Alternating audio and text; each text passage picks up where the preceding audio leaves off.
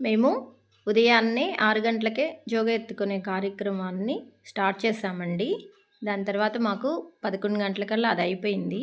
అయిపోయాక ఇంటికొచ్చేసాము. ఇంకా టిఫిన్‌లంతా చేసి ఒకసారి భోజనాలు అవి చేసి మొత్తం బయలుదేరామండి. 2:30 అలాగయింది.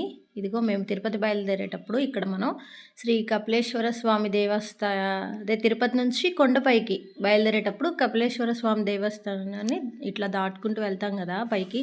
కానీ ముందుగా మనం కపిలేశ్వర స్వామి దేవస్థానానికే వెళ్ళి తర్వాత స్నానం చేసి అక్కడ కపిల తీర్థంలో స్నానం చేసి మనం తిరుమల వెళ్ళాలంటండి. వెనకైతే పెద్దలు నడిచి వెళ్తారు కదా, అప్పట్లో మన అన్నమయ్య మూవీలో కూడా చూసాము. అట్లా ఆ పెద్దలందరూ అట్లాగే చేసేవారంట. ఇక్కడ మాకు లగేజీ స్కానింగ్ జరుగుతుంది, అందుకని మేము దిగి ఇక్కడ మేము లగేజ్ స్కానింగ్ అనేది చేయించుకున్నాము. అసలు అక్కడ దిగగానే ఇలా దూరం నుంచి ఆ వెంకటేశ్వర స్వామి నామాలు కనిపిస్తుంటే అసలు ఎంత అద్భుతంగా అనిపించిందండి. ఎందుకంటే మేము ఫస్ట్ టైం అంటే చిన్నప్పుడు వెళ్ళాంలే. నాకు బాగా మా మ్యారేజ్ అయిన తర్వాత మేము ఒకసారి మా అమ్మాయి వెంట్రుకలు కానీ వెళ్ళాము. అప్పుడు నాకైతే నడిచి కూడా వెళ్తే అసలు దర్శనమే అవ్వలేదండి. నాకు స్వామివారిని నేను చూడలేకపోయాను. కళ్ళంటి నీళ్ళు వచ్చేసినాయి బయటకు వచ్చిన తర్వాత.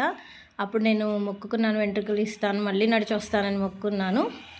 అలా మొక్కుకున్న విధంగానే మేము మళ్ళీ నెక్స్ట్ టైం వెళ్ళామండి, పిల్లలతోటి నడిచి వెళ్ళాము. అలాగే నేను వెంట్రుకలు అది ఇచ్చి నా మొక్క అనేది నేను చెల్లించేసుకున్నాను.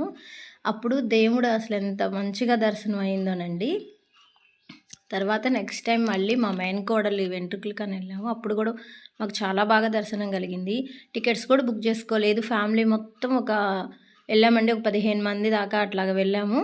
ఎంత బాగా రూమ్లు దొరికినాయి. ఇంకప్పుడు కూడా అలాగే జరిగింది. ఇప్పుడు కూడా నాకు అలాగే ఒక అనుభవం ఎదురైందండి. ఇక్కడ అసలు నాకు తెలియదనమాట ఈ విఐపి టికెట్స్ అని అలా ఏం తెలీదు. నాకు మా అత్త వాళ్ళు మా అమ్మాయిని అడిగి ఇలా ఆధార్ కార్డ్ అనేది ట్రై చేద్దామని చెప్పి పెట్టించారు. ఇక్కడ కూడా అనుకోకుండా మా చిన్నత్తయ్య గారు అప్పటికప్పుడు జోగెత్తుకొని వెళ్ళడం అలా అనేటప్పటికి అప్పటికప్పుడు ఇంకా టికెట్స్ ఏమి లేవు కదండి.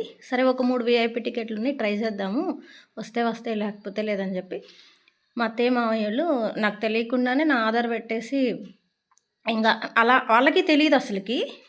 నాకైతే మాత్రం దేవుడు ముందుకెళ్ళిందాక కూడా అసలు ఆ దర్శనం అని నాకు తెలియదండి. అసలు ఎంత దగ్గరగా నేను ఎప్పుడు ఊహించుకోలేదు, అలా ఎప్పుడు కోరుకోలేదండి.